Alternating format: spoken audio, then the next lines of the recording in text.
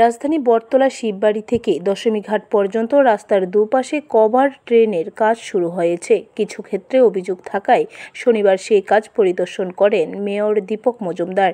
সঙ্গে ছিলেন কর্পোরেটর তুষারকান্তি ভট্টাচার্য, জাহ্নবী দাস চৌধুরী সহ অন্যান্যরা। আগরতলা পুর নিগমের মেয়র বলেন, কাজটি শুরু হওয়ার পর কিছু জটিলতা সৃষ্টি হয়েছিল। অভিযোগগুলি দ্রুত সমাধান করা হয়েছে। তিনি আরও বলেন, এই কাজ শুরু হওয়ার আগে 18 জন ব্যবসায়ীকে উচ্ছেদ করা হয়েছিল। তাদের জন্য বিকল্প ব্যবস্থা করা হবে বলে জানান তিনি। বটতলা শিববাড়ি টু দশমীঘাট দোষের কভার ড্রেনের কাজ শুরু হয়েছে। এখানে কিছু কিছু লোক অভিযোগ করেছিল আমাদের কর্পোরেটের মাধ্যমে।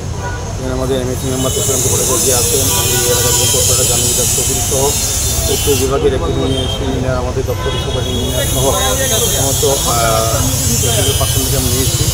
কিছু লোকের অভিযোগ যে কাজটা করা হচ্ছে সেটা সঠিকভাবে হচ্ছে না। সেই কারণে আমাদের যে ইঞ্জিনিয়ার বা অন্যান্য অফিসে নিয়ে এসেছে এটা সত্যতা যাচাই করার জন্য এটা ভিজিট করেছি। আমরাও নির্দেশ দিয়েছি যেখানে যেখানে কিছু কিছু জায়গায় নিয়ম মতো হয়নি সেই নিজেদের পুনরায় সুন্দরভাবে কাজ করে সেটা নির্দেশ দেওয়া হয়েছে।